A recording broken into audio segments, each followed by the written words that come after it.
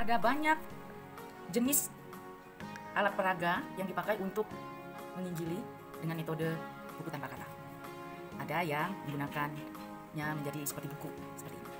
Ada yang dibuat menjadi gelang, ya, ada yang dijadikan kalung, ya seperti itu. Tetapi semua itu sama saja. Yang penting kita memahami makna warna yang kita pakai. Nah, teman-teman, saya mengkreasikan alat peraga untuk penginjilan metode buku tanpa kata ini dengan seperti ini. Ini kreasi saya sendiri. Ya. Nah, saya menggunakan gambar anak. Ya, ini saya pakai yang coloring. Jadi benar-benar tidak ada warna, hanya hitam putih di pinggiran gambar anak ini. Ya. Nah, kenapa saya pakai gambar anak? Ya, ada perempuan, ada laki-laki. Saya buat ini untuk membuat anak-anak melihat dirinya sendiri pada waktu saya berbicara. Saya mau anak-anak ketika saya berbicara mereka melihat bahwa dirinya lah yang sedang kita injil di dalam situ. Bagian-bagian ini adalah diri mereka. Bagian-bagian warna ini adalah diri mereka. Jadi seperti itu.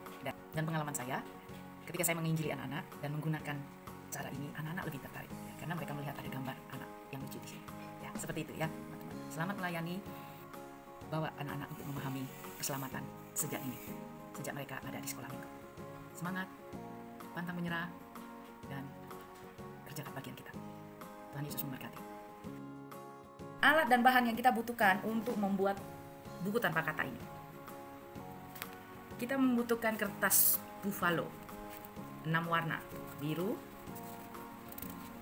kuning, hitam, putih, merah, putih, dan hijau. 6 warna. Lalu kita polakan itu menggunakan Word ya, di komputer atau di laptop masing-masing. Lalu di print. Tidak perlu print yang warna hitam. Hitam tidak usah di print. Kita print hanya 5 warna ya. Usahakan sebelah kiri gambar itu ada jeda sedikit kertasnya. Gunanya untuk menjadi pegangan di sini. Ya, alat-alat yang kita butuhkan, penggaris. Kita membutuhkan staples, gunting. Usahakan teman-teman kalau membuat alat peraga, gunting kertas hanya untuk kertas, jangan dicampur supaya ketajaman ini tetap. Ya, kalau dicampur dia ketajamannya akan berubah. Membutuhkan cutter, kita membutuhkan lem kertas. Pada waktu teman-teman memotong, usahakan ini sudah tersusun dengan rapi ya. Seperti itu. Lalu memotongnya juga harus rapi. Tepi kiri, tepi bawah atau tepi atasnya harus dipotong rapi. Lalu teman-teman seperti ini, setelah saya potong, semua melihat bagian kiri ini masih ada ya. Nah, cara memotongnya kan kita tidak bisa langsung potong 6 kertas ini tebal sekali. Kita potong satu bagian ini, satu lembar ini dijadikan pola yang pertama. Teman-teman lihat, kalau mau cantik dia bisa teman-teman kreasi sendiri ya. Usahakan kalau memotong kertas seperti ini, jangan memotong garis hitam ini ya, tetapi ada jeda di luarnya ya. Untuk ini kan karena kita mau membuat seperti buku. Nah, seperti ini ya. Nih, jelas ya, teman-teman lihat ya. Nah, seperti itu. Nah, bagian yang sebelah kanan teman-teman bisa kreasikan lekukannya seperti bagaimana ya. Seperti ini tidak perlu terlalu dekat dengan gambar. Dengan garis maksudnya ya. Nah, di sini lihat teman-teman, lihat ya di sini. Perhatikan, sudah sampai di dekat tangannya yang perempuan ini, kita membutuhkan tepi ini untuk menyatukan ini. Nah, ini bisa lihat ya. Tidak usah terlalu satu badan, tetapi sedikit saja. Nah, dari pola ini, teman-teman bisa memotong yang lainnya. Nah, seperti ini. Usahakan sama. Sekali lagi, usahakan sama. Ya, jadi jangan buat lekukan potongan ini terlalu rumit ya. Nanti kita akan sulit pada waktu memotong yang lainnya. Seperti ini saya kasih contoh berikutnya. Ya. Nah, pakai pola ini kita potong dengan rapi. Nah, seperti ini. Kalau kita jadiin satu, usahakan pada waktu memotong pertama kali, pola yang pertama, jangan terlalu dekat ya. Jadi nanti pada waktu di bagian belakang ada kesalahan sedikit atau kelebihan sedikit atau ada yang mau dirapikan sedikit, ini masih punya banyak ruang untuk dipotong. Paham ya? Oke, lakukan itu sampai 6 kertas. Nah, saya sudah selesai memotong.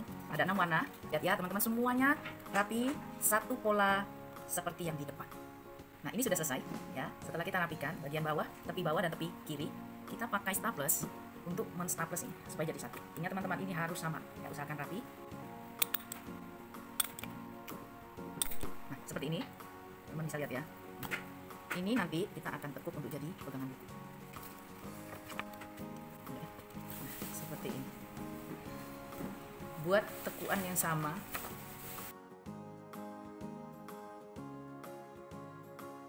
Nah, setelah ditekuk bagian depan, kita usahakan tekuk juga begini.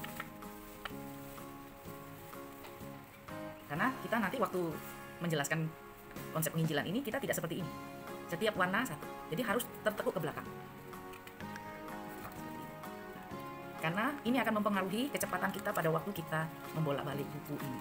Ya, nah, cepat. Ini mempengaruhi sekali. Oke, berikutnya kita gunakan kertas tadi yang bagian bawah ini, ya, sisa yang di bawah tadi ini untuk membungkus staples ini supaya rapi. Caranya, teman-teman lipat dulu ini bagi dua. Saya pasang ini di sini. Paskan dulu. Setelah paskan, teman-teman gunting sisanya. Ini ada sisa ini, ya. Ini digunting sebelum kita mengelem. Nah, sama ya. Nah, lalu kertas ini kita beli pakai lem kertas, kita lem. Kalau ditanya, Kak Isyam pakai lem kertas apa? Kak Isyam beli lem yang isi ulang, lem Raja Wali Fox itu ya. Oh, itu tidak perlu kita pakai banyak-banyak, sedikit saja sudah kekuatan lemnya sudah luar biasa. Nah, ini sudah dilem, lalu kita lem di sini. Oke, nah, harus rapi, tangan harus bersih ya, supaya hasil yang kita buat itu jadi cantik. Oke, udah jadi ya. Tidak kelihatan kan statusnya? Ingat ya teman-teman, ini sangat penting. Seperti ini. Kalau teman-teman merasa diberkati dengan video ini, Tuhan menggerakkan hati teman-teman ingin melayani anak-anak, menginjili anak-anak ya, menggunakan buku ini, ayo dibuat. Jangan cuma ditonton ya, dibuat lalu latihan tangannya dulu, latih sambil latihan memahami ini setiap warna ya. Setiap anak yang kita layani, yang akan kita injili itu berbeda-beda. Usahakan kita menggunakan bahasa sesuai kemampuan mereka memahami bahasa ya. Literasi anak-anak, literasi semua orang kan berbeda-beda tarafnya ya. Jadi kita menggunakan buku ini sesuai dengan kemampuan literasi anak-anak ya. Kalau anak-anak itu masih sederhana sekali dalam literasi, gunakan bahasa yang sederhana dan semua kata-kata yang sederhana ya. Yang paling penting, konsep dari semua warna ini mereka pahami.